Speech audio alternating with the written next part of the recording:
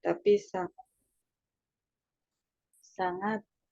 membantu gitu ya kalau kita betul-betul memahami konteks tersebut. Saya anjurkan kalian gambar sebelah menyebelah, mana yang demand-nya elastis, mana yang demand-nya inelastis, dan langsung kalian hitung itu. Oh, ternyata implikasinya seperti itu. Bagi pemerintah, indifferent dalam arti, oke, saya koreksi. Bagi pemerintah, ini menjadi suatu tantangan tersendiri. Bagaimana memilih komoditas-komoditas yang dia tepat untuk dikenakan pajak. Jadi challenge di pemerintah itu seperti itu.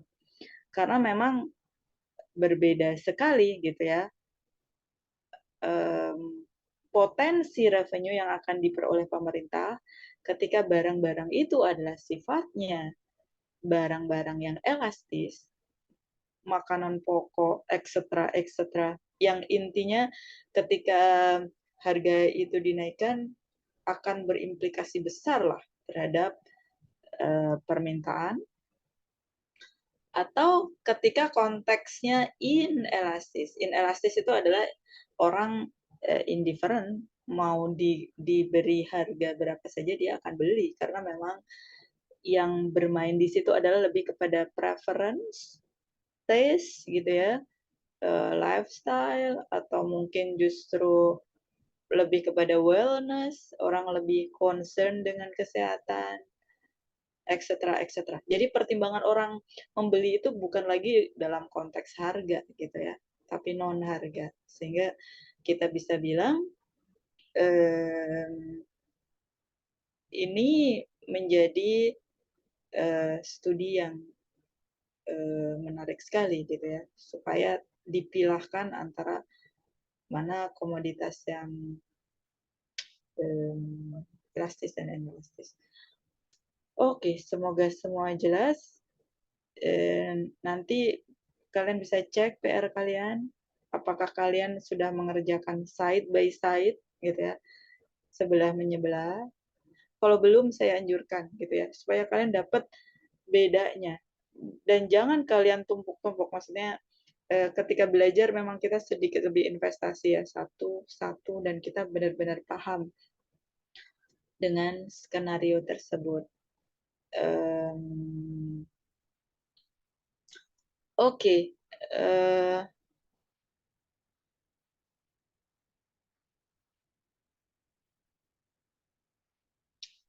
Kalau ada yang bertanya, Bu, dari mana kita dapat initial condition, habis itu kondisi skenario yang lain, itu given di dalam soal, ditetapkan, sesuatu yang diberikan di soal gitu ya. Karena pemerintah kalau membuat kebijakan juga pasti given gitu ya, merujuk pada ini. Kata-kata merujuk itulah yang kita bilang sebagai initial condition. Oke, lanjut, Yusuf. And the consumer is bearing a larger portion of the tax. So when I went from a relatively elastic to a relatively inelastic demand, revenues went up, consumers paid more, but producers paid less. The last example I'm going to do is if demand was totally inelastic, like that, straight up and down. I have a new equilibrium point, which is 7, quantity is 7, and a price of 11. Total tax is that green rectangle. Yusuf, Oke. Oke, berarti ada 3 ya, yang skenario yang bisa kalian lakukan: elastis, inelastis, perfectly inelastis. Oke, pada umumnya, oke, nanti kita cari komoditanya. Lanjut, Yusuf. $3 per unit. So now I have 3 times 7, so total taxes collected, total revenues would be 21, and the consumer bears all of it. The producer is able to pass on all taxes to the consumer.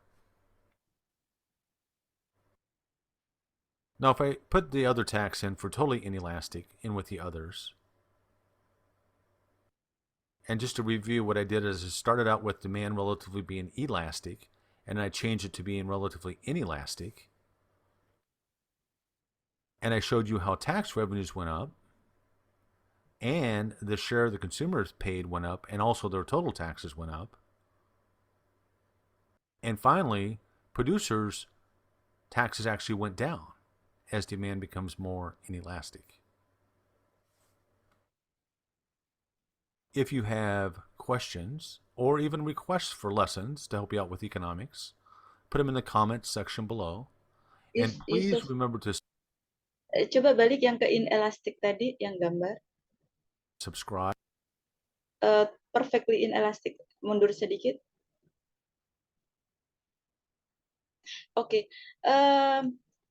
Apakah pajak dari apartemen, kan kalian sering dengar apartemen bersubsidi atau housing yang bersubsidi, kita bisa kategorikan ini nggak? Jadi intinya, salah. Pajak, misalkan pajak apartemen, pajak itu akan berimplikasi seperti ini. Ada yang mau berpendapat?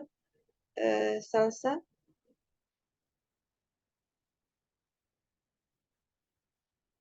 Kita bisa bilang ini nggak sih? Ketika semua pajak itu pass on ke konsumen. Nanas ada ide nggak? Apakah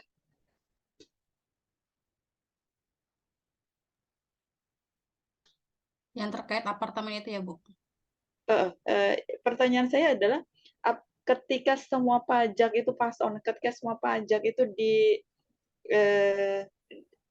ditanggung konsumen, kalian ada ide nggak? Apakah ini contoh kalau apartemen gitu, misalkan? Karena perfectly inelastic, Lubis.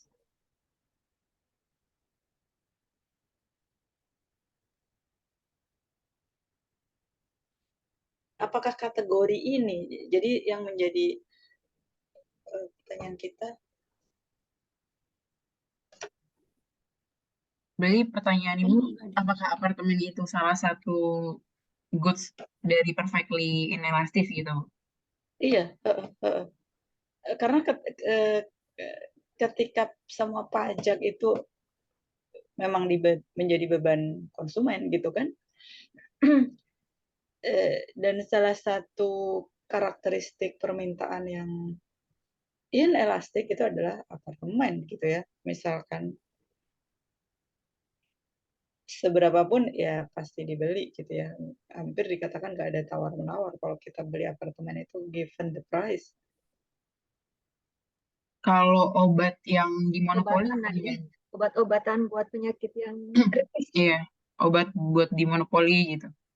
Jadi misalnya yang ngasilin cuma satu company, itu kan berarti dia pasti beli inelastik kan, jadi bebas price-nya di mana pun. Oke. Berarti kalau kalian pergi ke Watson, ke segala macam apotek, itu sebenarnya kalau kita bilang pajak itu hampir bisa dipastikan itu pass on ke konsumen semuanya.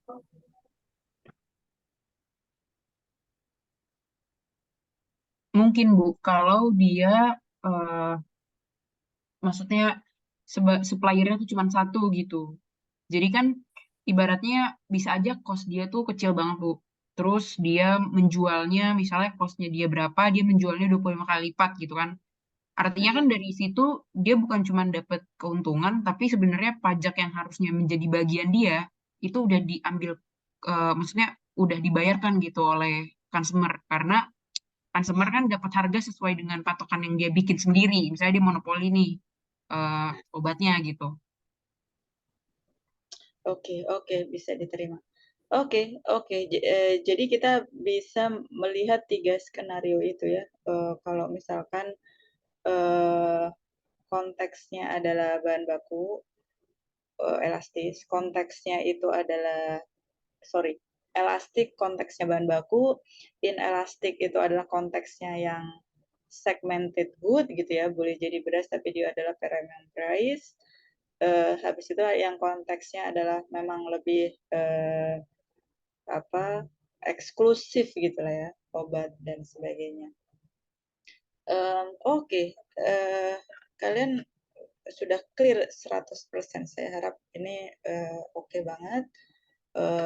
Jadi kalau misalkan kalian misal gitu ya, kalau itu konteksnya subsidi, berarti itu tinggal kalian taruh di bawahnya saja. Jadi kalau yang di video ini semua contoh adalah pajak, berarti kalau subsidi itu kebalikannya deh. Jadi ibaratnya apa yang kita pelajari ini tapi dengan gambar yang terbalik gitu ya. Jadi yang S-nya di atas, ini menjadi S di bawah. Itu saja. Tapi dengan semua logika yang sama, kerangka berpikir yang sama. Pajak ke atas, subsidi ke bawah. Gitu ya. Oke. Yusuf, kita belajar satu lagi. Yang hitung-hitungan oke banget ya. Yang kemarin itu akan keluar. Sekarang excise tax sudah clear terkait dengan pajak, monopoli dan markup. Coba ya. Yang monopoli, Bu. Coba. Oke, sebentar.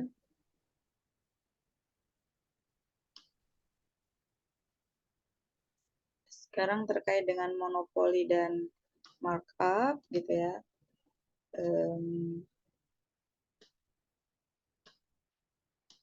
Yusuf, coba di-share ke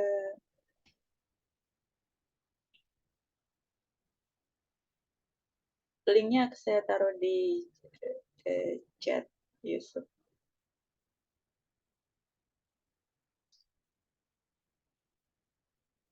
The game. In this video, Monopoly. It's not just a game. In this video, we'll talk about how a firm uses market power to maximize profit. We'll begin with a controversial example.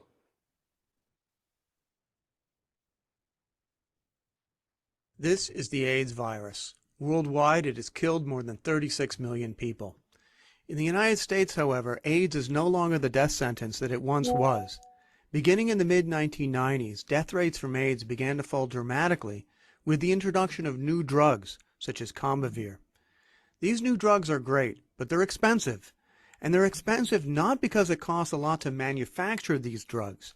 The per-pill costs of production are actually quite low. Instead, these drugs are expensive because of the subject matter of this chapter, monopoly. GlaxoSmithKline, or GSK, owns the patent on Combivir, and that means that it has the right to exclude competitors. Only GSK can legally sell Combivir. The patent gives GSK a monopoly, or more generally we say it gives them market power. Market power is the power to raise price above marginal cost without fear that other firms will enter the market. Now, how do we know that price is above marginal cost? Here's a simple test. Sebentar, In the Yusuf. United States, Combivir costs Kemarin di kelas kita belajar ya, segala hal yang mengarah kepada competition. Jadi oligopoli itu sebenarnya juga masih dalam konteks kompetisi. Itu P sama dengan MC. Ketika kita kemarin di kelas belajar hitung-hitungan, jadi kalau perfect competition yang menjadi rule of thumb-nya MR sama dengan MC, gitu ya, MR sama dengan MC.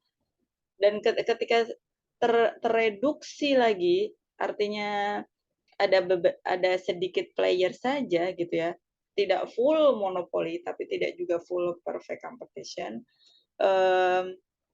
maka P sama dengan MC, oligopoli. Sedangkan kalau monopoli P lebih besar dari MC. Kalian tulis P lebih besar dari MC. Oke, lanjut Yusuf. Around $12 to $13 per pill. India, however, does not recognize the patent on Combivir. So in India, there are many producers of Combivir who sell in a competitive market. As we know, in a competitive market, price will fall to marginal cost. And in India, the price of Combivir is about 50 cents per pill. Thus, in the United States, the price of Combivir is about 25 times higher than the marginal cost. Let's say a few words about the sources of market power. The basic idea is that a firm has market power when it's selling a unique good and there are barriers to entry, forces which prevent competitors from entering the market. Barriers to entry could include patents, as we've already discussed. There may also be other government regulations creating barriers to entry, such as exclusive licenses. Economies of scale can mean that a single big firm can sell at lower cost than any of many small firms, making it difficult to establish a competitive market even with free entry. Exclusive access to an important input. Diamonds, for example, are found in only a few places in the world. If you control a number of these diamond mines, you can monopolize the market for diamonds, or you will have market power in the market for diamonds. Yusuf, Technological innovation. ya, tolong kalian catat ini karena dia punya potensi untuk masuk UAS. Kalau kalian ditanya sources dari market power, jadi kenapa monopoli itu menjadi sangat, kenapa monopoli itu menjadi Recording in progress. Kenapa monopoli itu menjadi sangat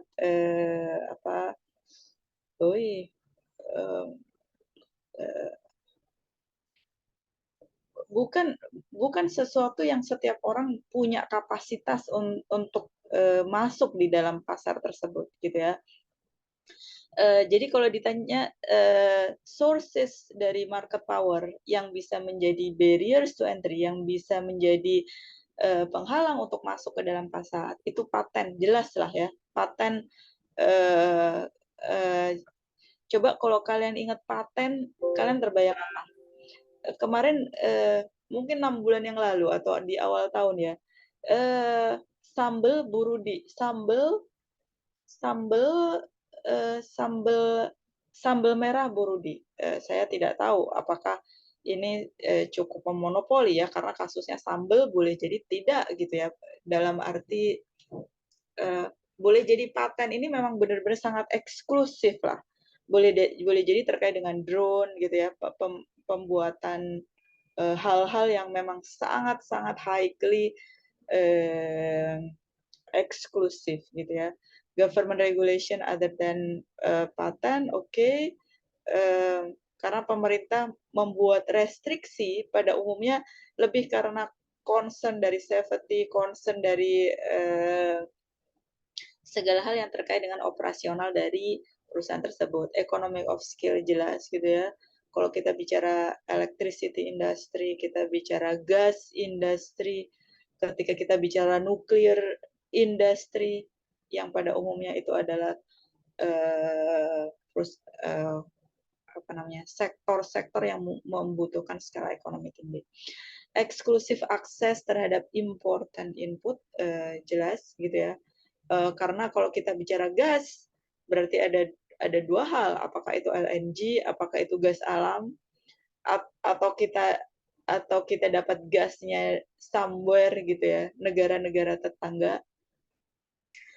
Kalau nuklir bicara uranium dan segala macam technological innovation. Jadi kalian catat ini ya, 1, 2, 3, 4, 5 beberapa sources dari market power dan contohnya. Coba kalian lihat, cari artikel worldwide apa contoh-contoh dari ini. Oke, lanjut Yusuf. Innovations can give a firm temporary market power. A firm with knowledge or abilities that other firms don't yet have will have some market power, for example. Now, we'll say a little bit more about these later. What we want to do now is to focus on how a firm with market power chooses to set its price. what is the profit maximizing price? So how does a monopolist maximize profit? By producing at the level of output where marginal revenue is equal to marginal cost. Great. That's the same rule as for a competitive firm. Choose a level of output where marginal revenue is equal to marginal cost. The only difference is that for a competitive firm, marginal revenue was the same as price. And that's not true for a monopolist. A monopolist is not a small share of the market. Since it's selling a unique good, the monopolist faces the entire downward sloping market demand curve. As a result, marginal revenue is going to be less than price. Let's show how to calculate marginal revenue for a monopolist. Let's start with the demand curve and suppose that we're initially selling 2 units. We can sell those 2 units for $16 a piece.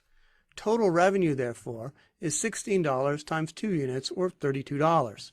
Now, remember that marginal revenue is the change in total revenue from selling an additional unit. So suppose that we sell an additional unit, 3 units in total. We can sell 3 units for $14. $14 is the maximum per unit price we can get when selling 3 units. So when the quantity sold is 3, total revenue is 14 times 3, or $42. That means marginal revenue, the change in revenue from selling that additional unit, is $10. Now we can actually arrive at the same conclusion in another revealing way. Marginal revenue can be broken down into 2 parts. First is the revenue gain from selling an additional unit. That's just this area right here. We can sell an additional unit, the 3rd unit, for $14. That's the revenue gain. But in order to sell that additional unit, we had to lower the price on the previous units that we were selling. So there's also a revenue loss. We were receiving $16 per unit when we sold just 2 units. When we sell 3 units, we have to lower the price to $14. So we lose $2 per unit on these previous units, for a total loss of $4. So marginal revenue is just the revenue gain, $14, minus the revenue loss, $4, or $10, just as before. Notice also that the revenue gain is just the price of the 3rd unit. So since it's the revenue gain minus the revenue loss, we can also see right away that for a monopolist, marginal revenue must be less than the price. Okay, let's remember where we're going. We want to find the profit maximizing price, which is the level of output where marginal revenue is equal to marginal cost. But do we need to go through this tedious process to find marginal revenue for each unit? No, there's a shortcut, and that's what I'm going to show you next. Here's the shortcut for finding marginal revenue, and this will work for any linear demand curve. And those are the only ones we're really going to be working with in this class, so it'll work just fine for us. Take a linear demand curve, then the marginal revenue curve begins at the same point on the vertical axis as the demand curve, and it has twice the slope. So if we were to write the demand curve in inverse form as P is equal to A minus B times Q, then the marginal revenue curve is equal to A minus 2B times Q. That's it. Pretty simple. Let's give a few more examples. Let's use our shortcut on these 2 different demand curves. In the first case, the marginal revenue curve begins at the same point on the vertical axis. It has twice the slope. So notice what that means is that if the demand curve hits the horizontal axis at 500, the marginal revenue curve must hit the horizontal axis at 250. More generally, since it has twice the slope, the marginal revenue curve splits the distance between the vertical axis and the demand curve in half. So the distance from the vertical axis to the marginal revenue curve is half the total distance to the demand curve throughout the length of the marginal revenue curve. Okay, what about our second demand curve? Notice that it hits the horizontal axis at 200. Therefore, the marginal revenue curve must hit the horizontal axis at 100. Pretty simple. And again, this will work for any linear demand curve, any demand curve which we're going to see in this course. Great. We're now ready for the big payoff. how a firm uses market power to maximize profit. So here is our demand curve and our marginal revenue Bentar, curve with kita twice the slope. kita balik ke hitung-hitungan tadi, Yusuf. Mungkin yang hitung-hitungan lagi. Oke, perfect. Stop di situ. Jadi mungkin kalian kalau misalkan perlu basic, kalian ini dulu, kalian ke gambar ini dulu. Jadi yang perlu kita pahami adalah konteks dari hitung-hitungan itu. Jadi kita bisa lihat yang menjadi patokan ternyata gitu ya, ketika kita bicara konteks monopoli, semakin ketika dia memutuskan untuk memproduksi lebih besar atau menjual lebih besar, harga itu justru berkurang gitu ya. Karena kalian bisa lihat tadi sudah dijelaskan ketika kuantiti yang dijual itu 2, berarti ini kalian tarik ke atas, 2 ke kiri itu adalah 16. Harga yang di set itu adalah 16. Penerimaan dia standar P kali Q, berarti 16 kali 2 sama dengan 32. Bagaimana kalau dia men-set jual Q sama dengan 3. Berarti total revenue adalah 3 ke atas sampai bersentuhan dengan demand. Kalian tarik ke kiri, dapat 14. Mungkin kalian kreatif gitu. Kenapa tidak kita jual ke 16? Jadi kalian perlu ingat bahwa ketika kita bicara konteks price setting, itu adalah sesuatu yang bersinggungan dengan demand, baru kalian tarik ke kiri. Dan di sini juga menjelaskan, oh ternyata ketika kita memutuskan untuk memproduksi 3, kita itu tidak bisa men-set harga 16 gitu ya. Jadi kita perlu set harga itu 14. Basically seperti itu.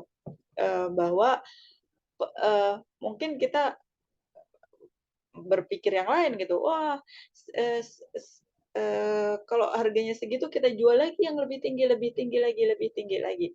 Dan ternyata kita bisa lihat bahwa ternyata kasusnya itu tidak seperti itu. Ketika perusahaan memutuskan untuk menjual atau menambah unit, berarti harga itu cenderung diturunkan. Tapi kasusnya justru gitu ya, ketika kita lihat yang menjadi poin pembelajaran adalah terkait dengan marginal revenue. Kita bisa lihat pertama kali pendapatan kita 32, pendapatan yang kedua adalah 42, berarti marginal revenue-nya itu sama dengan 10. 10 ini gitu ya, kalau misalkan kalian lihat marginal revenue, kalau biasanya kita langsung pakai 42 kurangi 32 dan seterusnya itu adalah 10. Marginal revenue itu adalah revenue gain dikurangi dengan revenue loss. Ini yang mungkin seringkali kita skip, bahwa ketika kita bicara konteks marginal revenue, berarti overall dari potensial gain kita dikurangi dengan revenue loss kita. Revenue gain itu dari penambahan quantity, di mana kita bisa lihat 14 kali 1, satu quantity itu adalah 14. Revenue loss itu berasal dari penurunan harga. Jadi kalau kalian tanya, Bu, apa faktor yang menentukan dari marginal revenue? Marginal revenue itu ada 2 komponen utama, ada 2 pilar utama, yaitu revenue gain in comparison with revenue loss. Jadi kalau revenue gain-nya 14, kita punya revenue loss, which is 16. Ini kalau kita lihat dari grafik, 16 dikurangi 14 itu ada 2, 2 kalikan 2 itu 4. Makanya kita dapat 10. Itu. Jadi kalau misalkan kalian harus melihat dari gambar gitu ya. Dan pertanyaan dari manakah marginal revenue itu gitu ya. Dari mana marginal revenue? Oh, ada dua komponen terkait dengan revenue gain dan revenue loss gitu. Detailnya. Oke, jam ke yang tadi Yusuf yang paling akhir. And low max to curve to the curve and make it pairs for each unit. Lanjut The Yusuf. revenue for selling that additional unit compared to the cost of selling that unit. If the marginal revenue is bigger than the marginal cost, then that's a profitable unit to sell. So the firm keeps producing so long as marginal revenue is bigger than marginal cost. That is, it produces until marginal revenue is equal to marginal cost. That point tells us the profit maximizing quantity of output, in this case, 80 million pills. Now, what is the maximum amount per pill that we can sell these 80 million pills for? Where do we find that? We find that by looking up to the demand curve. Remember, the demand curve tells us the maximum willingness to pay. So the maximum willingness to pay per pill is $12.50. 80 million units, that's the profit maximizing quantity. $12.50, that's the profit maximizing price per unit. One more curve. Let's remember our average cost curve. If we introduce this curve, we can now show profits on the diagram, just as we did with a competitive firm. The profit is the price minus the average cost. In this case, that's $10 per pill, times the quantity, in this case, 80 million units. So profit is the shaded area given right here. So now we've got everything. Whenever we have a monopoly question, we have a demand curve. We draw the marginal revenue curve. We draw a marginal cost curve if it's not given. We can then find the profit maximizing output quantity. That's given where marginal revenue is equal to marginal cost. We go up to the demand curve to find the profit maximizing price. The difference between the price and average cost gives us the profit per unit, times the total number of units gives us total profit. Okay, that's our big lesson for today. What we're going to do next time is look at how does the difference between price and marginal cost, how does the markup vary? And what we're going to show is the markup varies with the elasticity of demand. Remember, I told you elasticity of demand would come back. Well, here we're going to use it again in our next lecture. Oke. If you want to test yourself, click practice questions. Balik yang ke tadi, yang gambar tadi. Oke, sampai di sini. Jadi, kalian mungkin bertanya, di antara sekian banyak harga tadi, di antara sekian banyak skenario harga, manakah harga yang mencerminkan maximize profit? Di sini kita bisa lihat, maximize profit itu ketika P itu sama dengan 12,5. Sebenarnya ini diperoleh dari yang tadi ya. Pastikan MR itu bersinggungan dengan MC, di mana di titik ini. MC, ketika monopoli itu MC-nya horizontal, MC kalian tarik ke bawah, itu dapat quantity, kalian tarik ke atas sampai bersinggungan dengan demand, ke kiri itu kalian dapat price-nya. Jadi saya ulang, Bu, dari mana patokannya? Kalau kalian tanya patokannya,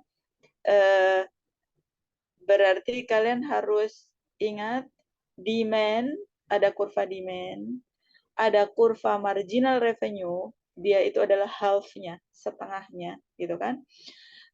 Ada kurva MC itu yang datar ini, ada kurva AC. Yang menjadi patokan ketika kita bicara konteks monopoli, gimana kita menggambarnya. Jadi titik dari MR dan MC itu kalian tandain dulu, ke bawah kalian dapat quantity, tarik ke atas, habis itu ke kiri kalian dapat P-nya, terus itu baru P star, kalau kita bilang P star dan Q star. Gimana kita menghitung profitnya? Si profit itu adalah ketika kalian dapat si AC ini. AC itu kalian tarik ke kiri dan kalian tarik ke atas. Makanya si AC ini makanya ketika kita tanya profit itu adalah 10 karena 12,5 dikurangi dengan 2,5 itu hasilnya 10. Lalu dikalikan dengan kuantitinya 80. Dapatlah 800. Oke. Jadi sederhananya kita perlu tahu P star dan Q star. Q star itu kita peroleh dengan menarik MR. Jadi ceritanya yang jadi patokan itu MR sama dengan MC.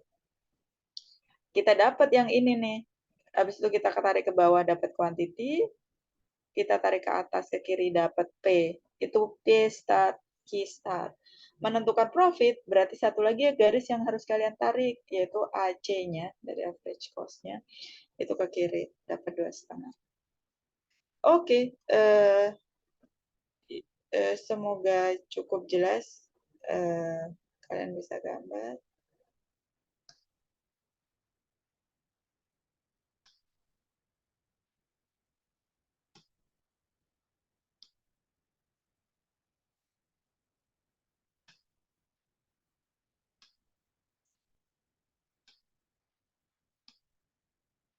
Yusuf bisa satu lagi?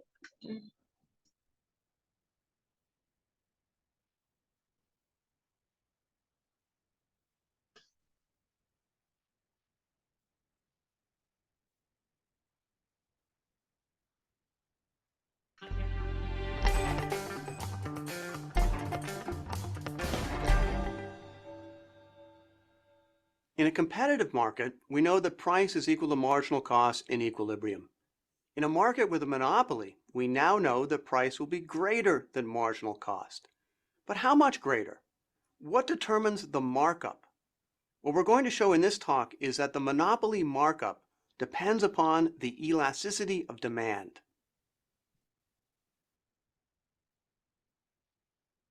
Okay, let's do a very brief review of where we ended up last time. Everything on this diagram should now be familiar. We know how to find the marginal revenue curve as a curve starting out on the vertical axis at the same point as the demand curve with twice the slope. We know that the profit maximizing quantity is found where marginal revenue is equal to marginal cost. And we know that we read the profit maximizing price as the highest price that people are willing to pay per unit for that quantity. In this case, that's $12.50. The monopoly markup is the difference between price and marginal cost. We know that in a competitive market, price would be equal to marginal cost. Here in equilibrium, we have price is much greater than marginal cost. That's a monopoly markup. And we can also read off this diagram total profits for the monopolist, which are above normal profits. And profits are the difference between price and average cost times the quantity, which is this shaded area. Okay, that's a review. Now let's give some intuition for what determines the size of the monopoly markup. For intuition, let's go to our case of a pharmaceutical. Two effects are going to increase the monopoly markup in this case. First, the you can't take it with you effect. Namely, people with serious illnesses are going to be relatively insensitive to the price of life-saving medicine. You can't take it with you, so you may as well spend all you have trying to save your life. If the price of a life-saving medicine goes up, the quantity demanded isn't going to go down very much. Since the customers are insensitive to the price, the monopolist is going to say, hey, I can increase the price, and they're still going to buy. So I should increase the price. It'd be profit maximizing for me to increase the price. Another effect, the other people's money effect.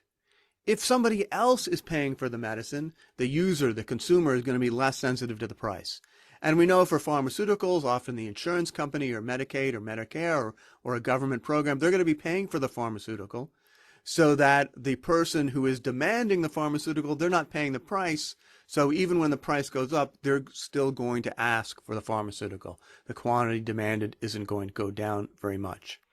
So the conclusion here is that the less sensitive quantity demanded is to price, the higher the markup is going to be. If people aren't sensitive to the price, the monopolist is going to say, great, I can jack up the price and still sell almost as much as I did before. In other words, the more inelastic the demand curve, the higher the markup. And that's our basic lesson. Now that we have the intuition, let's test it with some diagrams, some demand curves. We have two demand curves. Which is more elastic, the demand curve on the right or on the left? The demand curve on the left is more elastic. The demand curve on the right is more inelastic. So going by our intuition, we should expect a low markup on the left and a high markup on the right. We know how to find the profit maximizing prices and quantities, so let's do that, first starting on the left. What we see is that when the demand curve is relatively elastic, we get a small markup of price over marginal cost. What about on the right? Well, now we have a relatively inelastic demand curve, and what we see is that price rises well above marginal cost. We have a relatively inelastic demand, and we get a big markup. Notice the marginal cost for these two markets is the same. What differs is that the demand curve over here on the right is more inelastic. And remember the logic. The monopolist sees that consumers are insensitive to price. So it knows that if it raises price, the quantity demanded will fall by only a little. Therefore, an increase in price will increase the monopolist's profits. That's what it wants. So the monopolist will increase the price and you get a big markup of price over marginal cost. Remember also that for a competitive firm, the demand for its product is perfectly elastic. And in that case, price is equal to marginal cost. So it makes sense that the more elastic the demand curve is for a monopolist, the closer the pricing decision of the monopolist is to that of a competitive firm. So when the demand curve for the monopolist is relatively elastic, price is going to be close to marginal cost. And the more elastic the demand curve gets for the monopolist, the closer the monopolist's profit maximizing output is to that of a competitive firm. Price. Oke. Jadi ini sama kalau tadi yang kita belajar yang pertama kali tadi, apa implikasi dari elastisitas terhadap jadi yang pertama tadi ini sebagai summary. Jadi yang pertama kali tadi kita belajar apa implikasi elastisitas terhadap penerimaan pajak, terhadap beban pajak, siapa yang menanggung pajak lebih besar gitu ya, konsumen atau produsen. Dalam konteks ini, dalam konteks yang kedua, kita belajar apa implikasi elastisitas dari suatu komoditas terhadap potensi profit perusahaan. Jadi profit itu seringkali diidentikan dengan markup, tapi bahasa sederhananya adalah potensial profit lah. Karena terminologi markup itu sendiri sebenarnya muncul karena itu super normal profit lah. Jadi makanya ada istilah markup karena sebenarnya jauh profitable gitu ya, jauh lebih menguntungkan.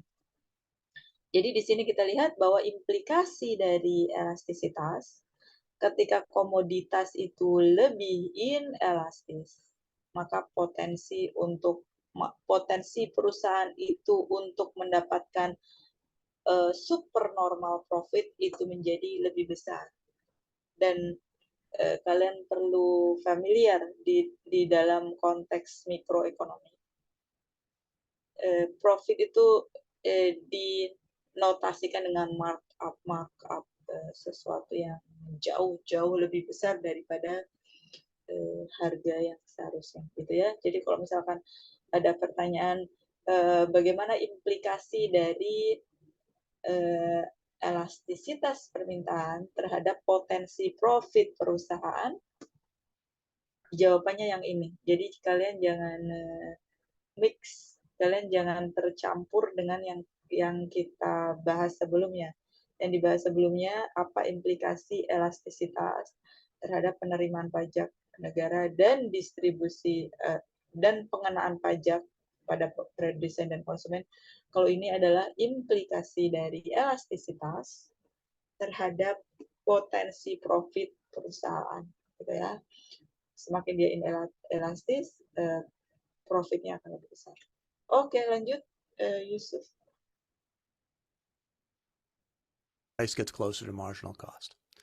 Okay, very good. Again, remember, big lesson, the more inelastic demand, the bigger the markup.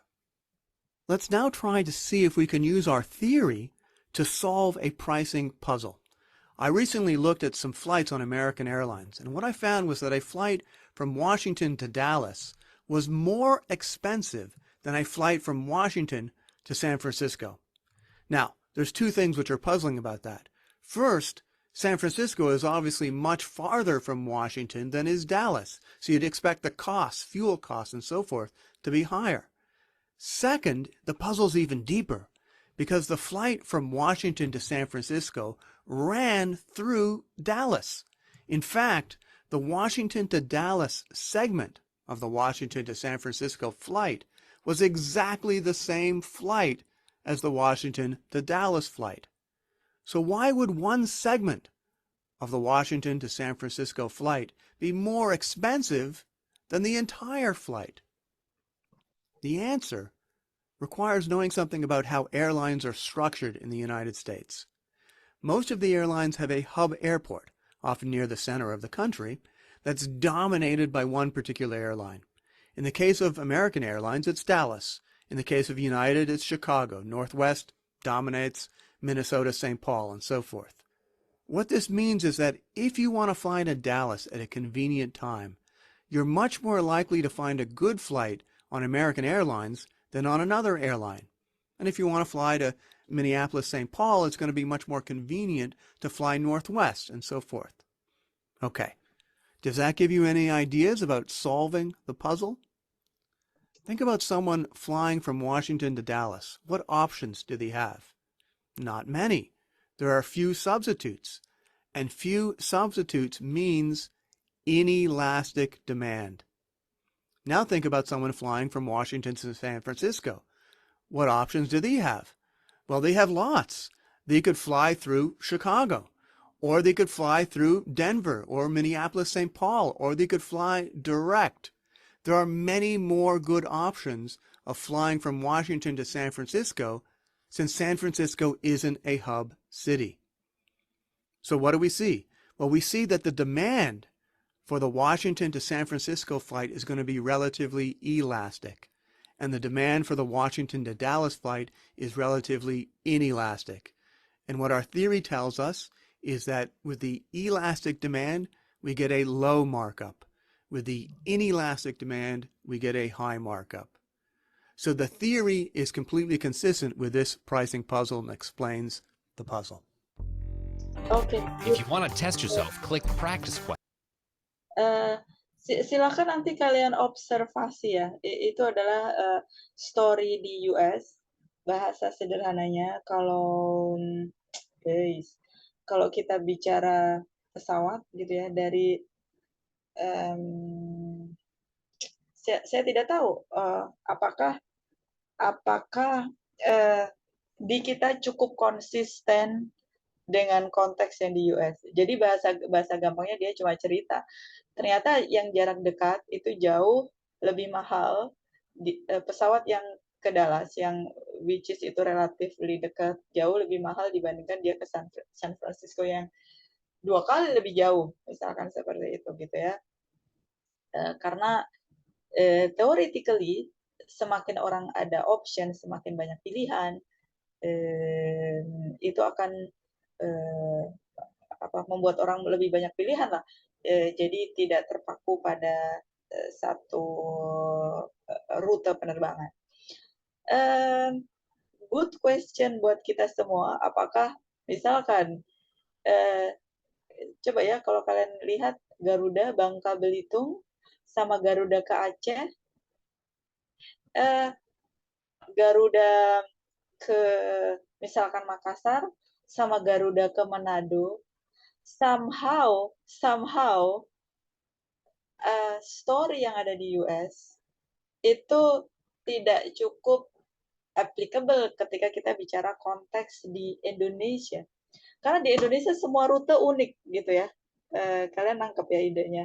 Kita mau ke Bangka Belitung, itu adalah sesuatu yang spesifik, unik. Dan ketika kita bilang ke Aceh, kita mau ke Makassar, kita mau ke Manado, kita mau ke misalkan ke Maluku, ke Ambon, semua rute itu adalah rute-rute yang unik gitu. Rute-rute yang tidak bisa disubstitusi sebagaimana cerita yang ada di buku itu, tapi itu benar-benar good insight bagi kita ketika kita belajar gitu ya. Dia punya refleksi, dia punya konsistensi antara theoretical perspective dengan realita yang dia lihat di lapangan gitu ya. Dan inilah gunanya kenapa ketika kita belajar itu harus lebih sensitif, harus lebih konstruktif dalam learning gitu ya, dalam logic thinking, dalam critical thinking. Karena sesuatu yang applicable di mereka, sesuatu yang konsisten di mereka antara theoretical dan empirical perspektif, itu sesuatu yang notabene story-nya berbeda dengan kita gitu ya. Dan kalau kalian lihat San Francisco, sekian banyak kota besar di US itu dalam suatu kapasitas yang sangat mirip gitu ya. Mirip itu dalam arti Jakarta kita, kalau kita bicara Aceh itu more or less seperti Jakarta atau bahkan bigger than Jakarta. Kalau kita bicara Maluku berarti kita bicara cerita yang more or less sama dengan Jakarta gitu ya. Jadi mereka punya sekian banyak rute yang itu bisa dipilih ke San Francisco, bisa lewat sekian banyak rute. Dan itu ternyata bukan cerita di Indonesia. Kalau ke Maluku adalah spesifik ke Maluku, Ambon gitu ya. Manado adalah Manado, Aceh adalah Aceh, Babel adalah Babel gitu ya. Yang notabene Yusuf bisa dibantu atau siapa yang ada di depan komputer, coba kalian lihat pesawat Garuda Babel sama Garuda ke Aceh. Somehow Aceh itu di 3 atau 4 kalau PP.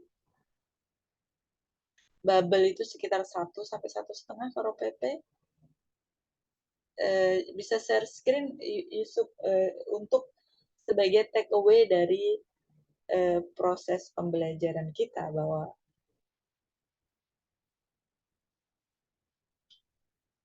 kita punya story yang tidak simetri gitu ya dengan oke, buat yang besok saja biar kita konsisten. 10 hari lah.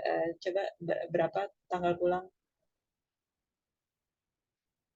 Ini kau buat one way, Yusuf. Oke, tidak apa-apa. One way 76 Sriwijaya ke bawah Citylink 800 sudah tidak ada Garuda 1,3. Oke. Kita ingat-ingat ya Garuda 1,3. Sekarang Jakarta Aceh Yusuf mungkin di 3,5. One way berarti semua one way biar kita punya gambaran. Yusuf itu 2 penumpang, betul? 1. Oke.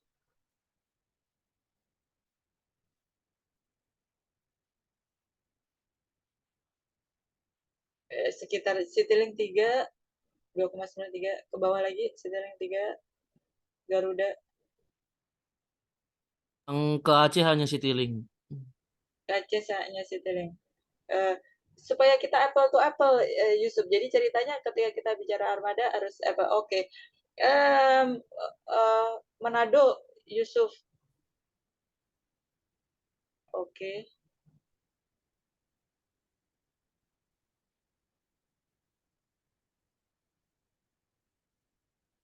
Lion 2,8. Garuda 4. Manado itu berarti di atas. Ada potensi kalau ke Manado itu boleh jadi kita transit di Makassar. Coba Makassar, Yusuf. Kalau Makassar langsung Bu, direct flight. Iya, betul. Tapi boleh jadi kalau kita ke Manado akan transit di Makassar atau direct 1,92. Ke bawah Yusuf yang Garuda. Garuda nggak ada Bu. Udah habis. Oh, bukan karena nggak ada rute, karena habis. Habis Bu. Soalnya saya baru dari Makassar Bu. Ada kok langsung. Oh ya udah kok awal. Oke. Oke. Tapi learning point yang menjadi pembelajaran kita adalah ketika kita belajar gitu ya. Pastikan kalian dalam kondisi full capacity untuk questioning gitu ya.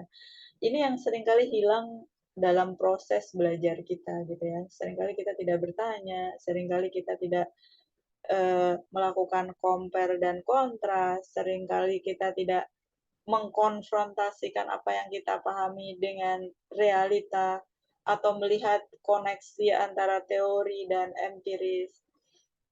Jadi pesan saya buat kalian, belajar itu adalah sesuatu yang aktif gitu ya. Kita semua punya kapasitas untuk melihat sesuatu, merefleksikan sesuatu, dan apa sebenarnya kita bisa belajar dari situ gitu ya. Karena kita bicara suatu konteks gitu ya, apalagi ketika kita bicara suatu textbook dengan background, dengan story, kita lihat paralelitas story di mereka, kita melihat konsistensi di mereka, kita melihat betapa close connection antara teori dan empiris di mereka, dan kita bisa belajar gitu ya.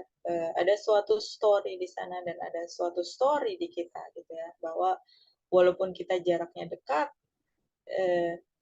ya dekat berarti relatif lebih murah, bahasa gampangnya gitu. Karena itu adalah bukan sesuatu yang bisa disubstitusi satu dengan yang lain, dan hampir kita bisa bilang semuanya adalah less substitute. Dalam less substitute itu kalau kita bicara rute,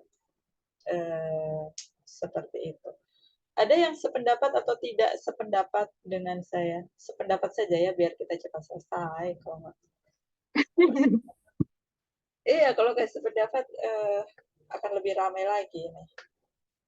Oke, yang tidak masuk cuma novel saja. Arin tadi in out karena apa? Yang sinyal tidak bagus. Siapa lagi yang tidak masuk? Sarian, Rizky, Putri, Nana, Sanda, Tere, Tega, Dimas, Kevin tadi mungkin Kevin jadi juga sempat gabung, mungkin internetnya tidak bagus. Oke. Mungkin teman-temanmu ini kali ya, internet tidak bagus. Jadi soal hitungan itu ada 2 yang kita pelajari kemarin di papan tulis, sama soal yang kita pelajari hari ini gitu ya. Kalian bisa fokus di sini saja. Oke, ada pertanyaan terkait dengan ujian? Semoga tidak ada. Aras, ada pertanyaan? Cukup jelas. Dari saya belum ada, Bu. Oke, Tere, terima kasih. Cukup jelas, Bu. Terima kasih, Bu.